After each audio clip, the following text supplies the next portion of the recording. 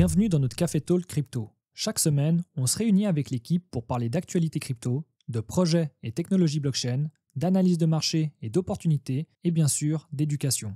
Si tous ces sujets t'intéressent, que tu sois novice, avancé ou expert, t'es au bon endroit. Tu trouveras également tous les liens et les sujets de chaque talk dans la description.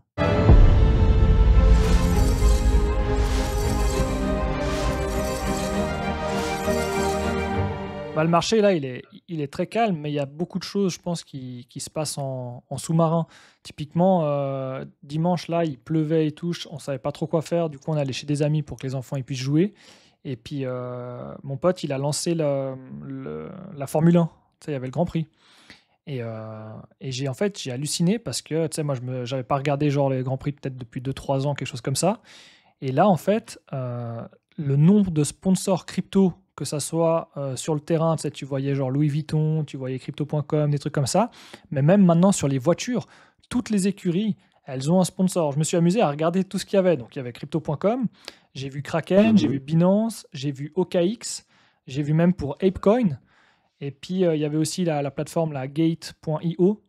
Donc, Ok. je me souvenais à l'époque, tu voyais vite fait 2 3 pubs, surtout aux US avec crypto.com, mais là, en fait, ça s'est vraiment implanté et j'étais là, mais ça fait depuis longtemps qu'il y a tous ces sponsors crypto dans la F1 et tout. Ils me disaient, ouais, bah, ça commence à bien prendre là, on en voit de plus en plus.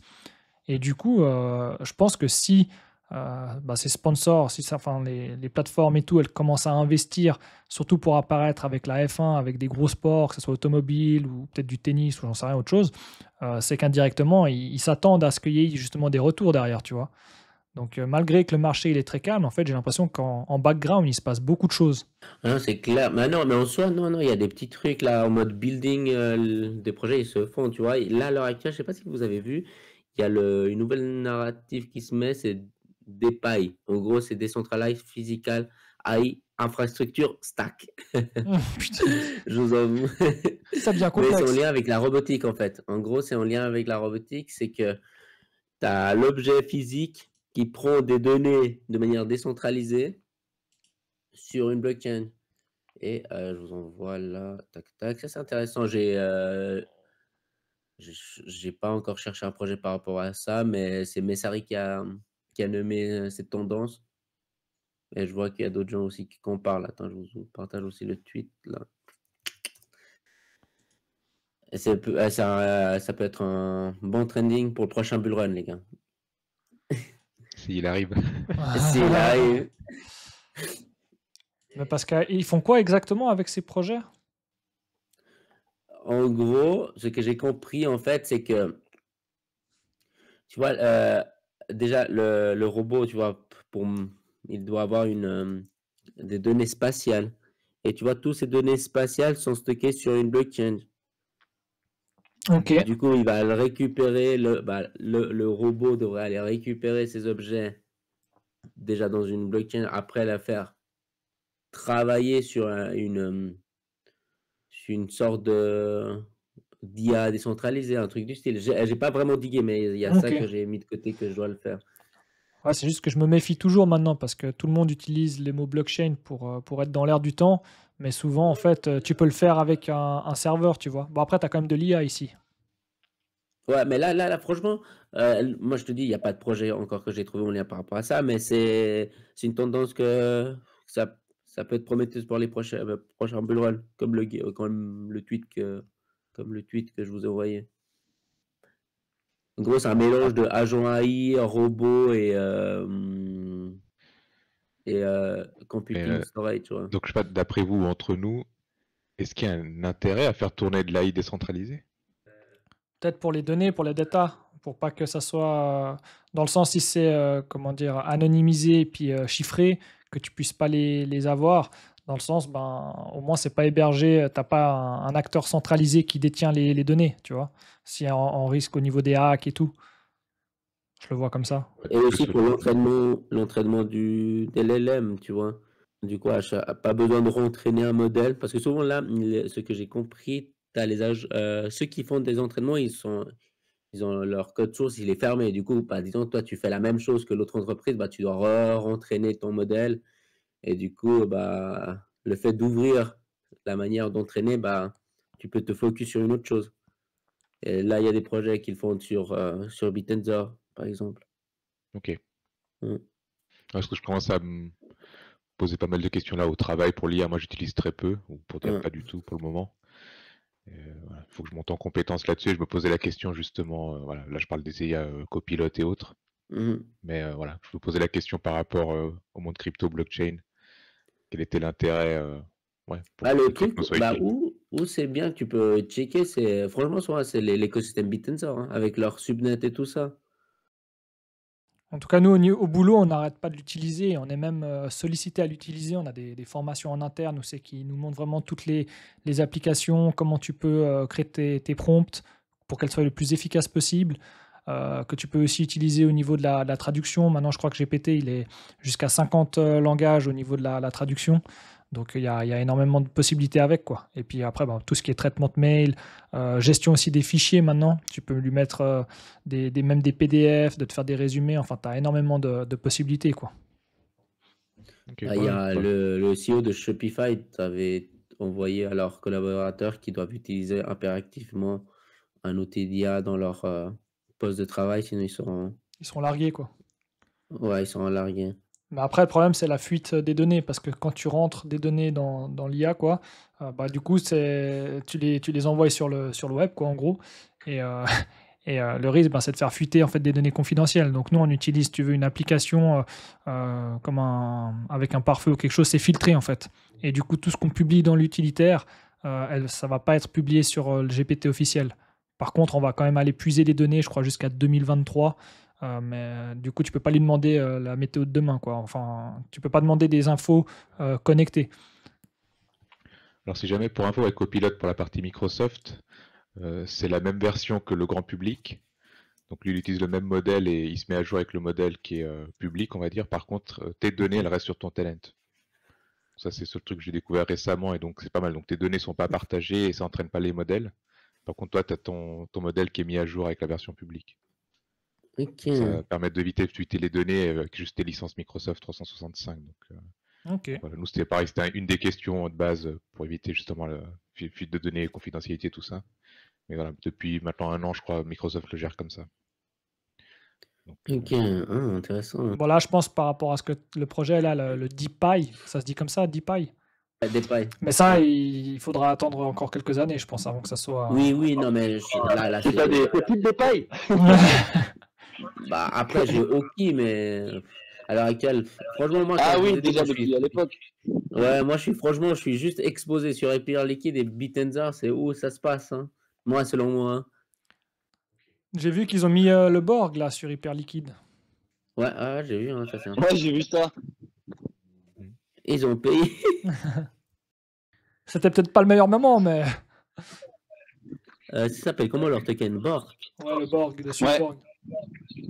Ah ouais, bah, mais je donc, trouve Bittenser, pas. c'est juste Tao, c'est ça en fait, c'est le. Ouais, c'est Tao. Mais en Ah, fait, ok. dessus, en fait, tu as des sous-projets.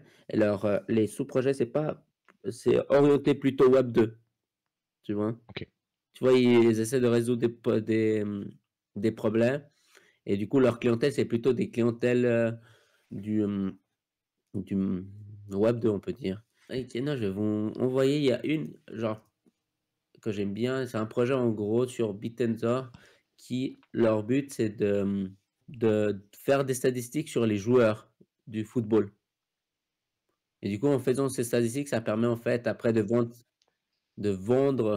en fait ces résultats aux clubs qui achètent des joueurs en fait. Je vais vous envoyer pour si vous avez du temps à regarder. C'est assez sympa. C'est en français en plus. D'accord. On a inventé. Il y a ça. Si vous faites à manger, bah, vous mettez ça en background. Et après, moi, le farming de Hyper Liquide, hein, moi, franchement, si vous avez des trucs à faire, farmez l'écosystème Hyper Liquide, hein. Il faut faire les petites quêtes, de faire des transactions, des trucs comme ça. Oui, tu fais des petites transactions, tu fais des pools de liquidité, ouais, tu vois. Tu débarques avec 100, 200 balles et voilà. Avec ce qui me reste sur la plateforme, quoi. Avec ce qui me reste sur Hyperliquide. Par exemple, tu vois. Il devrait me rester, moi. Je t'avoue, j'ai plus regardé là depuis quelques temps parce que bah, déjà, les 2-3 tokens que j'avais achetés, ils ont tellement pris cher que je me dis de toute façon, bon, pour ce qui reste, autant les laisser et puis on verra bien quoi. Ah, bon, ouais, c'est vrai. J'avoue que là, à l'heure actuelle, Pure, il est où? Parce que moi, j'ai acheté Body. Bon, après, j'ai quand même fait un x2, tu vois, mine de rien, sur Hyperliquide. Et puis après, j'avais revendu. Et après, je me suis dispersé un peu à gauche, à droite. Du coup, c'est Ouais, mais revenu là, il est à... à 10 centimes. Hein. Bon, Ouais. il est beaucoup bas comparé à avant, mais il est revenu dans les ranges où je l'avais trouvé. Il y a Borger, là, il doit nous raconter. Il est en mission pour le Bitcoin, là. Et puis, il a une petite anecdote, je crois. Ouais, alors, est-ce que vous m'entendez bien? Parce que je suis à côté de la mer, là. Je sais pas si vous entendez la mer. Limite, on entend Le mieux vent. qu'avant, là. Un peu de vent, ouais, mais ça On va. entend mieux, là. Ouais. Parce que c'était dans la voiture, en fait. Et, bah écoutez, moi, là, donc, je suis vers Brindisi, dans les Pouilles. Et puis, j'ai fait un petit peu toute l'Italie en rencontrant pas mal de bitcoiners. Donc, j'ai regardé BTC Map. Et puis, j'ai été dans des restaurants qui acceptent le bitcoin, dans des endroits qui acceptent le bitcoin. Et puis, bon, j'ai filmé tout ça. Donc, ça sortira dans le temps que je fasse le montage, donc dans 2 mois, peut-être. Et puis, bah du coup, il y a vraiment plein d'endroits qui veulent. En fait, c'est des jeunes dans des endroits un petit peu reculés qui se mettent ensemble pour faire en sorte que certains petits villages médiévaux acceptent le Bitcoin et puis que ça ramène plein de Bitcoiners qui veulent peut-être acheter dans les environs et puis contribuer un peu au projet. Et vraiment, il y a des endroits où on s'y attend pas, mais tu as 5, 10, 15, même 20 endroits qui acceptent le BTC, quoi. Et puis, donc du coup, c'est super intéressant comme truc. Ok. Je sais plus ce que je voulais dire, parce qu'en fait, j'ai fait tellement de trucs maintenant que je sais plus si j'ai des petites anecdotes. Mais j'ai plein d'interviews, en fait, de bitcoiners Mais est-ce que dans l'interview que tu as fait, est-ce que tu as une anecdote assez anodin? Je te dirais que c'est un petit peu des bitcoiners qui sont entre guillemets seuls dans un endroit et connectés avec Internet, tu vois. Ils sont isolés, Et quoi. puis, les bitcoiners ne sont pas connectés ensemble, tu vois, dans la vraie vie. Donc connecter les gens ensemble, ce serait pas mal. En fait, je sais pas. C'est un petit peu ce qu'on s'imagine, tu vois, du cypherpunk qui est dans un lieu un peu reculé. Et puis voilà, quoi. Ça, c'est vraiment les beginners maximalistes. Hein. Ils aiment bien aller au bout d'une montagne et s'en faire une. Ouais, c'est ça. C'est ça. Ouais. Mais franchement, il y a plein d'endroits qui acceptent le BTC. L'Italie, en fait, il y a vraiment plein d'endroits. Comme Lugano, quoi. Je sais pas pourquoi c'est ce côté italien là qui ressort. Ouais, je sais pas, peut-être moi en pensant à ma famille qui habite en Italie, eux depuis toujours ils laissent jamais de l'argent à la banque. C'est un petit peu la banque, ça fait faillite, quoi. Donc ils mettent eux ils mettent que dans l'immobilier.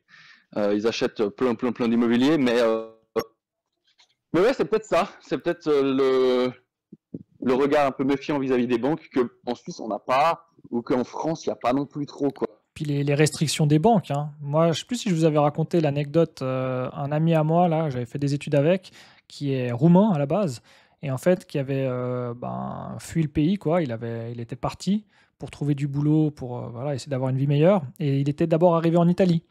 Et il a vécu là-bas avec son frère pendant des années, si tu veux.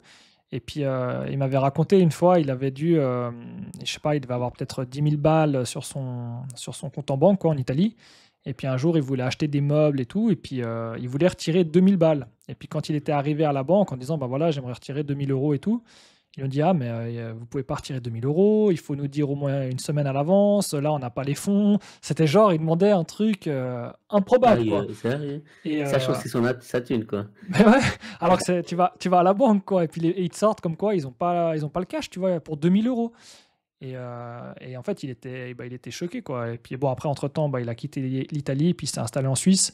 Mais quand il te raconte ça, tu te dis, c'est vrai que suivant les endroits, nous, on n'a peut-être pas justement le recul ou le point de comparaison avec d'autres pays où c'est que dès que tu veux retirer des montants, même pas, on va dire, conséquents, mais déjà 2000 euros, tu vois, en tout cas pour la Suisse, c'est pas grand-chose. Peut-être pour l'Italie, suivant les coins, c'est peut-être déjà pas mal, mais tu te dis que tu dois quand même demander une autorisation pour retirer ta propre argent, quoi, et que tu peux pas en disposer là tout de suite.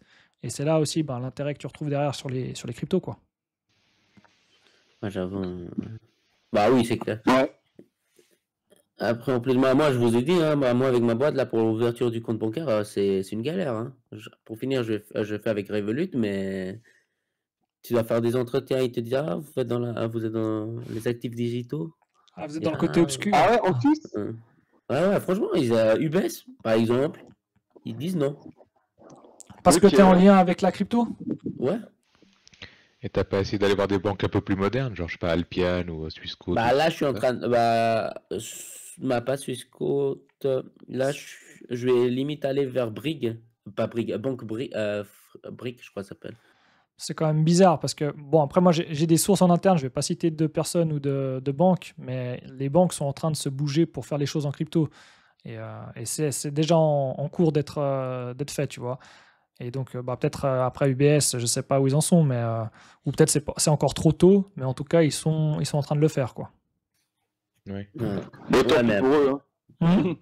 Ouais. Tu mettras ton argent ailleurs. en fait, après, moi, j'ai besoin juste d'un compte bancaire pour recevoir les virements. Hein, c'est juste ça. Après, moi, dès le moment. Là, j'ai rendez-vous avec une fiduciaire parce que mon but, tu vois, dans la boîte, c'est quand même d'avoir la thune de la boîte, mais plutôt dans la blockchain, tu vois, que de l'avoir dans un compte bancaire. Le compte bancaire, je l'ai besoin juste pour mes clients quand ils font des paiements et je suis obligé de le recevoir, quoi, quelque part. C'est ça qui est chiant, en fait, c'est que c'est une passerelle qui est obligatoire pour la finance traditionnelle et la tienne, quoi. Nous ou mon pèlerin, t'as vu ça? Parce que je crois que mon pèlerin maintenant il propose des IBAN suisses. Ah, Puis ça, You, j'ai je pas crois aussi. pensé. Ah ouais,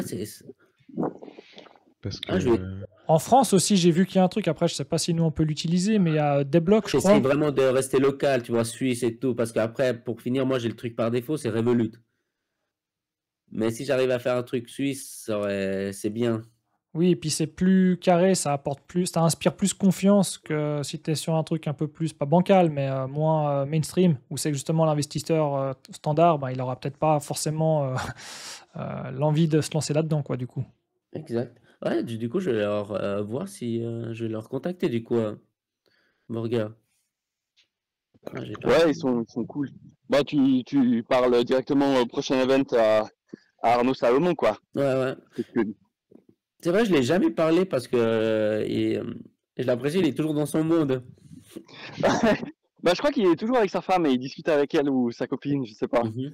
Mais du coup, ouais, bon, des fois, il dit bonjour, mais sinon, moi, j'ose pas trop lui Bah, moi, parler. c'est la même chose parce que j'ai l'impression qu'il est toujours dans son monde. Ah, mais je vais leur écrire, du coup. C'est vrai, j'avais pas du tout pensé, hein. Ah, ça peut être une alternative, quoi. Ouais. Bah, attends que s'ils me fournissent un IBAN suisse, moi, c'est parfait, hein. Ouais, il y a juste ça qui me suffit, hein. Ah ouais, si vous avez du Bittenzer au cas où, vous voyez il y a pas mal de subnets. Je sais pas si je vous ai montré la dernière fois. En fait, si vous voulez delegate, mettre en stacking, en fait, il y a un programme qui le fait automatiquement. Du coup, vous avez du bon rendement. Et ça fait déjà 2 semaines que je teste et franchement, pour le moment, je ne me suis pas fait scam. Non, mais en soi, non, mais ils sont pas mal bien connus par la communauté de l'écosystème. Du coup, j'ai pas. Ça s'appelle Manta, Ouais, Montamine. pas Mantra, hein. Non, C'est Monta. Home. Ouais, justement. Ouais. Et ça se fait en smart contract, ça se fait automatiquement. Ouais, en fait, c'est via un smart contract avec Substrait. C'est juste que quand je vois les API là, 26-30%, ça me fait un peu Non, mais en peur. fait, non, mais c'est pas une sorte de stacking parce qu'il faut, en gros, pour comment ça fonctionne, Bittenzer, ouais, c'est très technique, hein, franchement.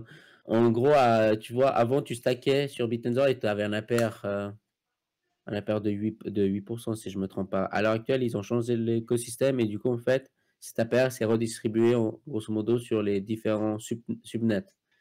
Et du coup, selon la demande et l'offre et la demande de chaque subnet, tu as un impair plus élevé. C'est-à-dire quand tu as plus de demandes sur un subnet, la paire augmente.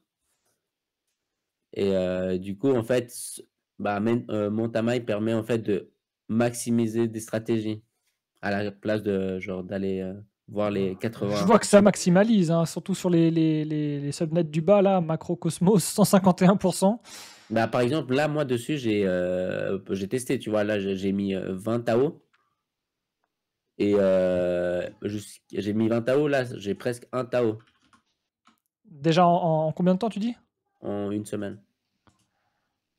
Ouais, c'est pas mal. Ça fait, Ouais, ça fait à l'heure actuelle, ça fait 200 balles. 250, il ça est. fait 5% à Tao, il est spot. à 250 $, quelque chose comme ça, là. Ouais, il est à 200. Mais franchement, les gars, moi, sur les cryptos, vu qu'il n'y a rien, à part hyper liquide et Tao, c'est un bon truc à dig, hein, si vous Pour souhaitez farmer faire en des attendant, trucs. quoi. Ouais. Ouais, farmer, et franchement, vite. Bah, de toute façon, c'est pendant ces périodes-là que tu dois essayer d'accumuler, justement, quand c'est vraiment calme. Surtout après, en plus, les corrections qu'il y a eu, En quoi. fait, je pense plus que ça va être comme avant. Là, il faut vraiment checker où il y a la communauté qui sont actives, en fait. Où je vois que, en fait, peu importe le marché, ils sont toujours là, tu vois, hyper liquide. Et Bitender, je les vois même en train de faire leur truc, leur communauté en train de faire, de build leur propre truc, tu vois. Mais il faut qu'il y ait une grosse commu alors, parce que le problème c'est que si tu as une commu mais qu'elle est petite et qu'elle elle fait son truc dans son coin, tant que tu n'as pas des liquidités qui rentrent sur le token ou sur le projet, bah ça va pas bouger quoi. Non, non, c'est clair. Non, mais attends, je vais vous trouver une vidéo parce que je crois que c'est celui Evolution qui va vous proposer. Ouais. Victor, c'est le youtubeur là que tu avais déjà envoyé la dernière fois. Ouais. Et il a fait 3 vidéos dessus, je vous envoie.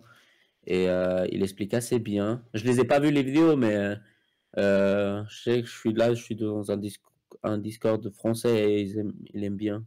Il est en plus actif dans ce Discord. À Dig, à l'heure actuelle, il n'y a que ça, moi, comme projet que j'ai vu. Ils sont assez intéressants. Heureusement, je ne me suis pas exposé à mon train, hein. Ouais, alors là, Mantra, c'est la catastrophe. Vous avez suivi un petit peu comment c'est passé, apparemment? J'ai un peu Les grandes lignes. Ouais. Ouais. Apparemment, soit c'est pour le moment, personne ne le sait. Soit c'est l'équipe ou c'est un VC qui a vendu leur token et du coup, en fait, en vendant, vu que les market makers se sont retirés du marché, bah, le prix a craché tout. Mais il est remonté derrière de 30%, un truc comme ça, non? Il a rebondi. Bah, il a touché 30 centimes. N'oublie pas, de 6 $6. à 30 centimes. Ouais. Et après, moi, attends, moi, je vous raconte, quand il y a eu cet effet, je pensais qu'il y avait George qui allait faire un short, tu vois. Ça aurait été le plus beau de sa vie là. Ouais, mais non, mais tu vois, quand je l'ai envoyé, il aurait fait x2, il est facile, hein. Mais tu sais pas, tu vois, il fallait chercher pourquoi il y a eu ce crash et après placer un short. Du coup, moi, genre 1 heure après, j'ai dit, bon, vas-y, je place un short, tu vois. Du coup, je me fais presque liquider parce que après j'ai fait un margin call, j'ai rajouté de la thune histoire de ne pas me faire liquider. Du coup, je suivais la carte avec une frame de 5 minutes. Parce que je faisais du scalping là sur ce moment et à la fin, vous savez combien j'ai gagné, les gars? 20 balles. 20 balles et je suis resté quoi? 4 heures devant mon écran. Ça va, c'est rentable. C'est toujours mieux que de perdre. Ouais, c'est vrai. J'avoue. Mais oui, c'est pas très rentable, ouais. Ouais, c'était pas du tout rentable. Parce qu'en fait, le pire, c'est que je suis rentré et quand je suis rentré, je commençais déjà à perdre, tu vois. Et du coup, je me suis dit, non, il faut pas que je me fasse liquider quand même. Ça, c'était quoi? Je suis rentré avec 200 balles, tu vois. Et du coup, ça faisait chier vraiment de perdre ces 200 balles. Du coup, je me dis, non, il faut trouver une stratégie pour sortir. Et après, dans la nuit, j'ai réussi à le sortir en bénéf, mais quoi, de 18. Bah souvent, c'est ça, hein. Quand tu laisses tes trades ouverts, après, tu te dis, genre, c'est le soir, des fois, tu dois aller te coucher, tu te dis, allez, non, j'attends encore un petit moment. 1 heure après, tu es toujours en train d'attendre. À un moment donné, tu te dis, bon, bah, c'est soit je le clôture maintenant, et puis, tu au risque de sortir perdant, soit tu le laisses ouvert toute la nuit, et puis, quand tu travailles le matin, tu vois qu'il a été clôturé, c'est le doute, est-ce qu'il a été clôturé en positif ou en négatif? Souvent, c'est en perte, ouais. Quand on fait ça. Du coup, Haroun, toi, je pense que toi, tu surveilles de loin. Là, où tu Ouais, fais. là, ça fait 1 mois que j'ai pas fait grand-chose. Moi, je vois ce que je suis encore toujours des gars sur Solana et ça reprend gentiment là, niveau Il y a un de Farcoin, metrics, hein. traffic on-chain, ça repart gentiment, ouais. Ouais. y a des jolis chiffres. Là, j'ai vu ces derniers jours, là, ça reprend les stats de début février. Donc, le réseau est pas mort, quoi. Parce que là, c'est vrai que c'était un peu calme. Bon, après, là, Solana tient encore à peu près la route. Là, il s'était bien pété la gueule, mais il Comme le remonte reste. gentiment, donc c'est rassurant. Voilà. Mais après, moi, j'ai pas fait grand-chose. Ouais.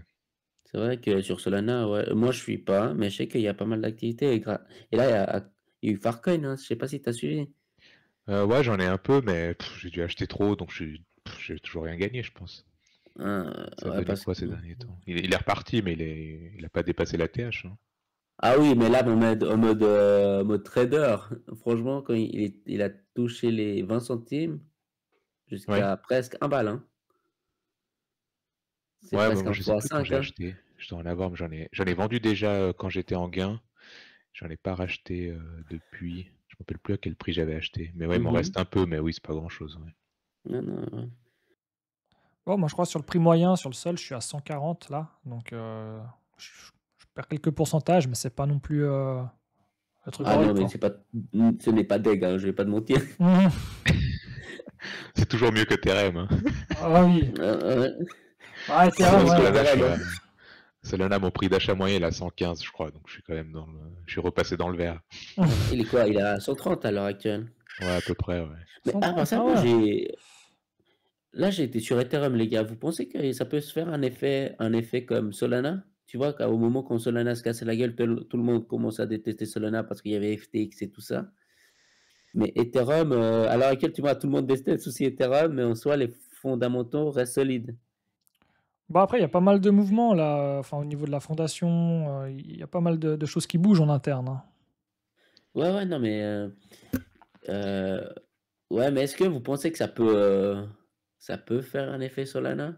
Genre une sorte que d'un coup, pack, ça fait x5 d'un coup, pas d'un coup, mais Je sais pas, c'est difficile à dire, hein. Le market cap, il est beaucoup plus gros, hein, que Solana, hein, donc Bah, vous pensez normalement, qu'il on devrait revenir à un ATH à un moment. Moi, j'y crois plus trop, mais je pense qu'on va revenir à 4-5 000, c'est obligé. Par contre, moi, je mets plus de sous là-dedans. Je préfère, quitte à prendre des risques, je mets dans Solana. Mais après, le les uptrend, il est je plus, suis plus trop on-chain. Ouais. il est plus sur Il y, Solana, a- il y quoi. avait, il y avait une vidéo que j'ai bien kiffé de vous voyez c'est quoi Grand Angle Crypto? Oui, oui, avec Il Richard. parle de, ouais, avec Richard, et franchement, ils ont fait une bonne analyse pourquoi en fait Ethereum est un peu il est un peu détesté de la communauté. Je vous envoie, franchement, les gars, elle est assez bien, hein. Mais Faut c'est le marrant parce checker. qu'on est d'accord, ça reste quand même la plus grosse communauté pour le moment. Ouais. Toujours, je pense, même devant Mais en fait, le Solana. problème, avec Ethereum, tu vois, en fait, tu as la graphe, il faut que je la retrouve, t'as un graphe sur les acheteurs à long terme. Et du coup, les acheteurs à long terme à 1800, ils étaient toujours en gain, tu vois. Et dès le moment que ça a commencé à toucher les 1500 et 1400, en fait, même les acheteurs à long terme Ils sont ont en vendu. perte. Ok. Tu vois, et du coup, ça commence à avoir une manque de confiance sur est-ce que ça vaut la peine de l'acheter à long terme si dans 5 ans, tu te retrouves dans cette même situation, tu vois. Après, il y a eu beaucoup de outflow des ETF aussi. Mhm. Ouais, Je pense à ouais, perte, mais il il y y en a a, plein qui ont vendu à perte quand le marché standard, quoi, le SP500 et tout, commence à se péter la gueule. Je pense que beaucoup d'ETF, Bitcoin. Après, Bitcoin, il y en a peut-être beaucoup moins en perte. Par contre, Ether, je pense qu'il y en a plein qui ont vendu à perte, hein, les mais ETF. Ether, en fait, n'a pas eu la même inflow que Bitcoin. Il y a eu Ouais, moins de personnes intéressées par Ether. Et du coup, je pense qu'il y a ça qui a déçu, plus la fondation qui vendait ses Ethers, gros. mais tu vois, genre, clairement, l'ETF Bitcoin, je suis pas sûr que c'est un avantage très positif ou négatif. L'ETF Ethereum, je pense que c'est un prix bien négatif, c'est un aspect bien négatif sur le prix d'Ether. Sans les ETF, je pense que ça n'aurait pas corrigé autant. Mais Toi, tu penses? ouais, je pense qu'il y a eu plus Bah, d'outflow que d'inflow. ouais, bah, non, mais check la vidéo de là que je t'ai envoyée de grand angle. Franchement, Ouais. moi j'ai kiffé. En fait, bon, tu check, tu regardes et tu vas voir la manière le point qu'il aborde, il est tout à fait correct. En gros, ils disent que Ether, en fait, ils veulent se situer comme en mode une valeur de refuge, mais en même temps aussi pour payer des gaz, et en même temps pour faire d'autres trucs. Et du coup, en fait, Ether, il sait pas où aller, tu vois. Contrairement au Bitcoin, tu sais que c'est une valeur de refuge et basta, tu vois. Oui. Et, Ouais, je sais pas, il faudrait qu'il y ait encore des bons projets qui se relancent correctement. Solana, c'est pareil. Je pense qu'il y a des gros projets qui repartent. Euh, Moi, je crois encore à Jupiter, les trucs comme ça. Voilà, je Ah pense non, que mais ouais, c'est ça va clair. garder la chaîne Ah, vivante. mais en fait, Solana, le truc qui est bien, c'est que ils n'ont pas encore de la vraie DeFi. Et du coup, je sais que ça peut arriver à tout le monde. Bon, il y en a déjà, mais ça arrive gentiment. Tu dis que ça soit plus accessible pour tout le monde. Ouais. Bah, je pense que c'est un peu, ouais, t'as l'effet positif et négatif des shitcoins, des meme coins. Voilà, je pense que c'est une chaîne où il y a beaucoup de rogues et voilà, des gens qui abusent et qui en profitent. Donc voilà, une fois que ça devient un peu plus sérieux, tu auras peut-être moins de volatilité. Par contre, tu auras des projets qui vont se développer plutôt très long terme, quoi. Mais pour le moment, c'est encore un peu le bac à sable. Ouais. C'est là où il y a les risques, hein, mais en même temps, c'est là où c'est que tu peux faire des beaux bénéfices, quoi. Multiple, hein. Ouais, Ouais. c'est ça. C'est un peu entre deux, je dirais maintenant. C'est un peu plus pris au sérieux, mais tu as encore de la marge pour que ça devienne bien établi, quoi. Mais ça, c'est sur toutes les cryptos, dans le sens, tu regardes les gens qui sont sortis en perte, ils sont rentrés sous quel motif, tu vois? Est-ce que c'est des gens qui sont rentrés en se disant: «Ah, bah, c'est les cryptos, il y a tout le monde qui en parle, ça va exploser, je rentre dedans» et ils mettent de l'argent justement qu'ils ont peut-être besoin dans un horizon court moyen terme et du coup, ben voilà, les cryptos se pètent la gueule, Ether moins 50%, et cetera, Et ils Sol deviennent aussi. Et ils derrière, deviennent ben, membres de la communauté. c'est le rituel de passage. Mais derrière, bah voilà, bah, ils sortent, ils vendent à perte, et puis bah, l'expérience qu'ils en tirent, c'est qu'elle est négative, c'est que c'est très volatile. Pourtant, tout le monde le dit, machin et tout. Mais après, bah voilà, si tu rentres avec de l'argent dont tu n'as pas forcément besoin, ou que tu te dis, bah, de toute façon, moi j'ai cet argent, bah, comme dans n'importe quel marché, que ce soit même tradi ou quoi que ce soit, parce que moi j'en ai fait l'expérience aussi à l'époque sur des marchés tradi, où c'est que tu rentres, et les 6 premiers mois, bah, ça descend, ça descend, ça descend. Bah, c'est clair que si tu connais rien, d'un coup tu te retrouves à moins 30%, tu te dis, bon, ben, je vais sortir. Et en fait, si j'avais laissé 5, 10, 20 ans, ben, je serais en positif aujourd'hui dessus, ces trades, tu vois. Donc la crypto, c'est pareil. Ouais, tout le monde commence ou rentre comme ça sur peu importe le marché.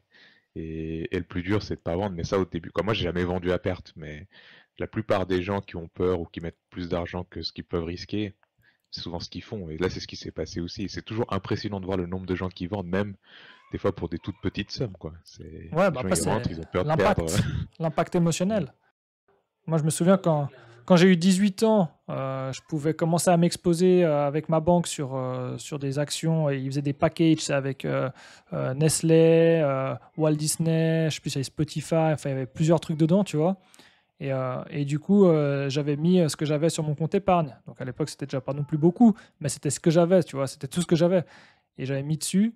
Et puis quand je voyais qu'au bout de 6 mois, 1 an, je perdais déjà 20-30%, je m'étais dit, mais en fait, c'est toutes mes économies qui partent, quoi. Et là, tu es impacté. Et du coup, j'avais préféré sortir de ce Il suffit produit. d'une baisse de 10% et tu vas tout vendre. Ouais, mais bon, parce que c'était tout ce que j'avais, tu vois. Donc, je préférais. Là, en fait, c'était de l'argent que j'avais mis que j'étais pas prêt émotionnellement à perdre, tu vois. Et du coup, j'étais sorti en perte. Et avec le recul, si j'avais laissé, ben, j'aurais gagné. Donc, voilà, après, t'en tires des leçons d'expérience. C'était mon premier investissement à 18 ans, donc t'as pas non plus le recul, tu vois, sur les marchés, quoi. Mais ça montre bien que finalement, bah, comme tu dis, Raoul, chaque fois qu'il y a quelqu'un qui arrive sur un marché, quand il débute sa première fois, bah, ça se passe un peu, un peu toujours la même chose pour tout le monde, tu vois. Et là, sur le monde des cryptos, clairement, bah, comme sur, je pense, le marché traditionnel, mais il y a encore beaucoup, beaucoup de débutants qui arrivent tous les jours, quoi. Ouais, puis le Comme on dit qu'à timing, chaque il n'est pas le 4 même. ans, et chaque 4 ans, il y a des nouveaux 18 ans. Oui. Ouais, sauf que là, au lieu d'attendre une année pour te faire rect, tu peux attendre une semaine seulement, tu vois. Et du coup, Ouais. Ou un l'impact jour, émotionnel, une c'est heure. roller coaster, T'es quoi. gentil, un jour, Ouais, ça hein. suffit. Si le mec il a vraiment pas de bol et qu'il rentre vraiment au mauvais moment, mais en général ça peut arriver très très vite. Et puis du coup, là où c'est le piège, c'est que à l'époque, moi j'avais pas enfin j'avais même pas de Natel de téléphone portable pour pouvoir suivre les marchés en live ou quoi que ce soit. Donc tu devais chaque fois attendre, te connecter sur un PC ou appeler la banque pour savoir où ça en était ton patrimoine. Aujourd'hui, tu déverrouilles ton téléphone et tu vois instant où t'en es. Donc l'emprise psychologique, elle est encore plus élevée, quoi. Tu vois que ça descend, tu te reconnectes une heure après, tu as encore perdu 6%. Tu dis, oh putain, j'imagine le débutant, bah, au bout de 2-3 heures, il a revendu déjà, tu vois. Mais Comme dit Aleph, s'accrocher au mur. Hein.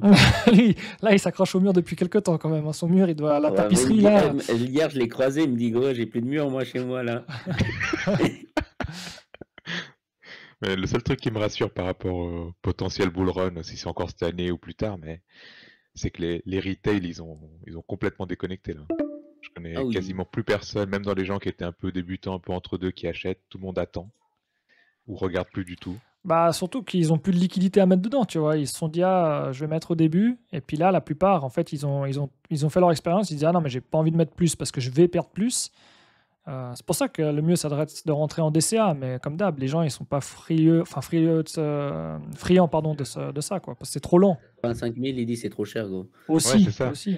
Et en fait, le plus drôle, c'est que tous ces gens-là, c'est l'émotionnel, donc ils vont attendre. Là, je pense que tous les gros acheteurs sont en train de prendre position, comme je pense vous et moi, machin, DCA, plus on va dire les vrais gros acteurs. Mhm. Et une fois que ça va repartir, ça sera tout dans le vert, on va prendre des 5-10% toutes les semaines. Là, les retail, ils vont revenir. Ouais, mais Mais bon, c'est là, le dommage on qu'il marché faut ça, tu traditionnel, vois. c'est pareil. Et c'est Ouais. l'émotionnel, c'est tellement débile, mais c'est comme ça. Et moi, c'est comme ça que j'ai commencé, je pense que Ouais, aussi, je pense que tout le monde a aussi. On commencé comme commence tous ça. par là, hein. Voilà, donc, Mais comme il dit compadre, quand tu vois les 85 000, la personne qui connaît pas le marché, elle voit juste le prix en fait de l'actif. Et déjà, tu dis, ouais, mais il est beaucoup trop haut, il a son ATH, mais ils prennent pas en compte les autres métriques, la capitalisation, tout ce qui importe aussi pour ce calcul, tu vois. Donc forcément, Et c'est pour ça c'est qu'ils achètent du biaisé. Doge. Hein. et on peut être sûr que quand on va retaper des ATH, Bitcoin, j'espère Solana, Ethereum aussi, les gens ils vont affluer. Ils vont dire ok, bon bah c'est pas fini, ça repart, et puis ils vont acheter au plus haut, et puis ils vont continuer d'acheter quand ça va monter encore plus haut. Et nous c'est comme ça qu'on va pouvoir se faire voilà, nos BNF Ouais. et puis quitter gentiment le marché quoi. Mais c'est tellement triste, mais bon c'est comme ça. Il est comment ta morale là, Aaron? Ah moi je suis Il a extreme accepté, greed, il a son deuil. non moi Ah, mais c'est j'ai comme mon ça. DCA toujours sur Bitcoin, Ah, sur ça le c'est reste bien. là je mets plus rien. Non, là, franchement, le dessert, moi, franchement, le truc, moi, je conseille où il faut investir vraiment à long terme, c'est Bitcoin. Où tu dis c'est où tu as, Ouais. comme dit Swiss Crypto, mec, les autres, Solana, tout ça, bien, tu alloues un pourcentage et tu fais avec ce pourcentage, tu achètes les baisses. Mais à long terme, franchement, imagine-toi, je te dis au bol, prenons le cas, le scénario le pire, le pire scénario pour Solana. Imagine-toi, ça nous fasse une Ether. Parce que là, tout le monde dit, ah, bah, Solana va taper les 300, les 500. Juste imagine-toi, tu vois. Et si tu commences à faire DCA et tout, et tu te retrouves dans ce scénario, tu vas te dégoûter. Du coup, faire du DCA sur Bitcoin, c'est pas déconnant. Et Oui, aussi parfait. prendre pas mal, genre, aussi un risque, tu vois. Si tu vois, en fait, à un moment donné, en fait, tu as un autre actif qui est plus attirant par la communauté des cryptos, rien. Il faut toujours aller avec la vague, pas contre la vague, parfois. Ouais.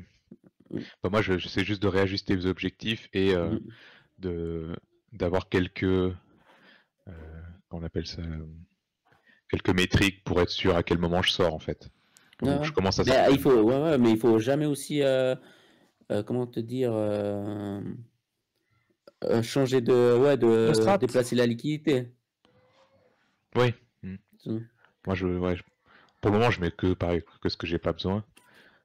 Donc là c'est moi je peux tenir encore quelques années comme ça, c'est pas le problème, c'est juste après s'il y a du bénéfice à prendre je le prendrai.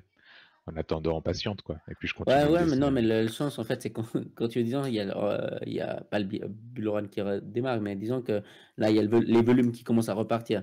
Mais si tu arrives à te positionner sur l'actif qui montre au premier, tu as Ouais. plus de liquidité pour les autres, tu vois. Bah moi, c'est comme ça que je vois le truc, en tout cas sur Bitcoin. Je me dis, à force que les gens ils se fassent rect sur toutes les cryptos, indirectement, je pense que les gens ils vont se retrancher sur le BTC. Et si tu prends la valeur du market cap total crypto qui part à 80% sur le BTC, c'est pour ça que moi, le BTC, je suis vraiment confiant sur le long terme, quoi. J'ai pas de doute. Dans tous les cas, peu importe ce qui se passe, c'est soit tout le monde, tu as une adoption normale, standard de la finance, tu as les banques, etc. Ou soit tu as même à l'intérieur du marché les gens qui, à force de voir les autres cryptos qui s'effondrent, ben, décident de passer, de switcher sur BTC. Non, Et non, puis, de moi, toute c'est façon, là. actuellement, on voit clairement tout le monde se retourne sur l'or, même les gens relâchent l'argent. Donc, pour le moment, clairement, on n'est pas sur le risque. Après, il faut voir le SP500, Nasdaq, qu'est-ce que ça donne là dans les prochaines semaines. Si ça continue à corriger comme ça, bah, je pense qu'on va encore ranger, voire descendre. Et puis, si ça repart, bon, ça va, voilà. Si le risque repart, les gens vont se retourner sur Bitcoin et peut-être les autres cryptos gentiment. Mais là, pour le moment, c'est vrai que on dépend du marché tradi, quoi. Ça fait chier, mais Mais c'est toujours comme comme ça. ça. Hein. Ouais, si la Fed elle continue Alors, non, dans sa à strat l'heure d'imprimer. actuelle, on dépend d'un tweet de Trump. Oui, c'est ça. Mais oui, mais indirectement, voilà, ça impacte le marché tradi, donc ça impacte les cryptos. Ouais. Il faut voir au niveau des tarifs et puis pareil au niveau des taux d'intérêt. Voilà, tous ces trucs-là, ça va prendre encore quelques semaines, voire quelques mois pour vraiment avoir une idée claire. Après, oui, ça peut switcher du jour au lendemain ou la semaine prochaine, hein, mais pour le moment, c'est un peu plat, ouais. Mais oui, franchement, quand tu vois par rapport à tous les effets négatifs que ça aurait pu avoir, le Bitcoin, il tient vraiment bien, hein. Il a bien tenu, hein. Le reste a quand même pris des claques, mais même Solana, je suis plutôt surpris, hein, ça aurait pu être bien pire. Ouais, mais en fait, dès le moment que Bitcoin tient, les altcoins, en fait, ils suivent. Ouais, mais tu vois, genre Solana a tenu mieux qu'Ethereum, je trouve. Ah oui, là oui. C'est ça. T'as Alors vu? qu'avant, par le passé, c'était pas le cas, hein. Bon, j'ai regardé, moi, sur le Solana, je suis à moins 7%, donc ça va. Alors qu'Ether, je suis à moins 50 sur mes dernières positions. Ouais, pareil. Je suis genre à moins 40. Oh là là. Et en Bitcoin, plus, je suis à 0, je crois. Donc, Oh là là. DC à full. C'est bien. Et là, si tu mets la charte Solana Ethereum, t'es en ATH constante, j'ai l'impression. Oh là là. Moi, par contre, Ether, je le surveille aussi pour dire. Je me dis, en fait, s'il arrive à passer la résistance de 2100, je pense selon la macro, sur le moment, s'il arrive à passer, je verrai si ça vaut la peine de réallouer parce que au moment, ça Solana, me c'est ferait- pareil, il y a une bonne résistance vers 150. Mhm. Si ça passe ça, je pense que pareil, ça va repartir méchamment. Mais voilà, pareil, ça va suivre. Bitcoin, c'est pareil. Bitcoin, si ça dépasse les 90, 92, je pense Ouais. que pareil, ça sera On va avoir les screens de Swiss Crypto tous les jours sur le compte. Préparez-vous, hein, parce que ça va bientôt arriver. Mais c'est vrai que Bah, moi, c'est quand ça, je vois c'est- les capitalisations, là, quand tu vois Ethereum qui est maintenant à moins de 200 milliards, alors qu'il était à 400, il se rapproche gentiment, tu vois, des capitalisations du Solana, du BNB et tout, quoi. Donc, ouais, les cartes peuvent être rebrassées à tout moment, hein. S'il redescend encore autour des 100 milliards, Je sais Et pas si vous avez remarqué, si vous sur Kingo, si vous triez en FDV, en deuxième position, vous avez qui? XRP. Ouais, bah, XRP tient vachement bien, hein. Mais ouais, c'est ouf, hein. La résistance des 2 balles. C'est un des coins que j'ai commencé à acheter le plus tard et je suis toujours en bénéf. Oh là là. Je sais plus, je suis à 1, je suis pas beaucoup plus bas, hein, mais je suis à 1, genre 1,8 ou 1,9 d'achat. Ouais, mais moyen. c'est quand même valeur de refuge, gros. Je suis à 10% de bénéf sur XRP alors que j'ai commencé à acheter il y a quelques mois. Donc, Putain, c'est ouf. Mais regarde. Mais non, mais c'est abusé XRP. Tu mets. En fait, t'as une mèche super verte et après t'as un range. Ouais. Je sais pas si. C'est vrai que s'il tient pas les 1,9, tu peux le retrouver vas-y, facile à 1 dollar, hein. Voire 1,3 $. Ouais, il y a deux petits à voir. Ouais. Je sais Ouais, pas si ça va retomber ou si ça va vraiment monter, à voir. bon, en même temps, c'est presque un stablecoin, hein, quand tu regardes sur une année. Bon, après, avant 2024, il était encore autour des 0 quelque chose, mais ensuite, il était autour des 2 dollars depuis décembre, quoi. Là, le truc des tarifs, ça a quasiment rien fait, hein. Ouais. Ah Il ouais, a tapé vraiment plus bas, c'est quoi, vers 1,7 là, par là? 1,6? Ouais, un 7,9, un 8. Moi, j'y croyais pas du tout. J'ai juste un pote qui est à fond dedans, donc j'ai investi à cause de lui. Oh, grâce à lui ou à cause de lui? Ouais, grâce à lui, on va dire. Lui, il a mis beaucoup de thunes, il attend. Il va attendre longtemps. Bon, après, lui, les premiers bacs qu'il avait mis, il avait acheté à 50 centimes et des trucs comme ça. Donc, je pense que globalement, il est pas mal. Mais c'est un maxi Ripple, on peut dire. ouais, lui, ouais. Ça C'est existe. le seul que je connais. Ouais. Ouais, avec eux, je pense que tu peux pas discuter. Ouais. Je parie, ils te disent, ouais, on va flip Bitcoin. Ouais, non, j'irai pas jusque-là, mais ça reste dans le top 4, top 5.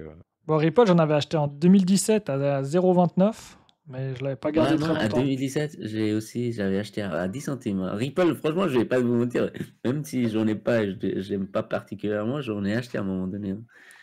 T'as déjà Je pense que tout le monde est passé par là. Oui, oui. Ouais. Bon, elle est toujours là, c'est ça qui est intéressant. Et puis elle est dans le top, elle est toujours dans le top là, donc c'est indirectement c'est positif pour le projet. Après, ça ne veut pas garantir qu'il sera là dans 5-10 ans, mais Oui, moi c'était le but, c'est de surfer la vague pour ce bull run là. si la vague arrive, hein, on va l'attendre. Oui, mais voilà, même si j'ai pris que 10% en quelques mois, c'est toujours mieux que rien. Oui, oui. Vous avez acheté de l'or à part ça? Moi Toujours j'avais pas. tout vendu là quand on avait dépassé les 3100 par là.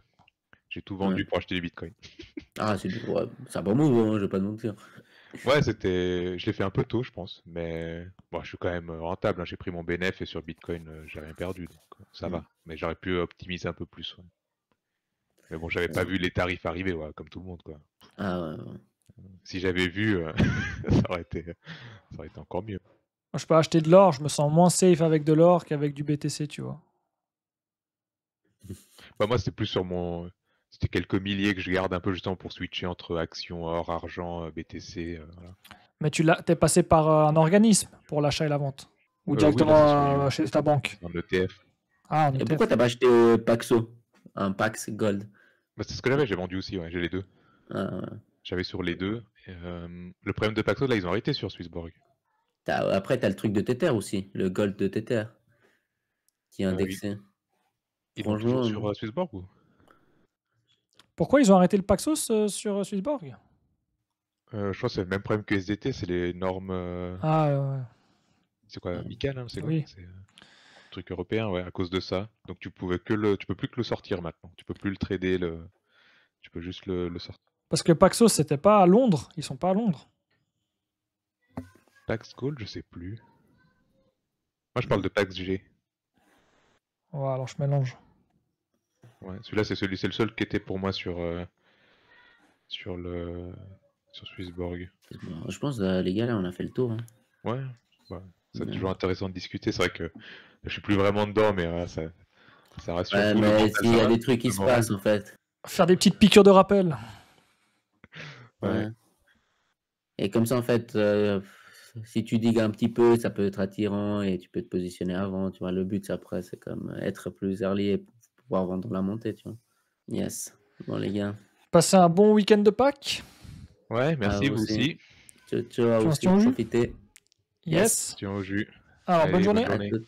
Bonne journée. Merci, ciao, ciao.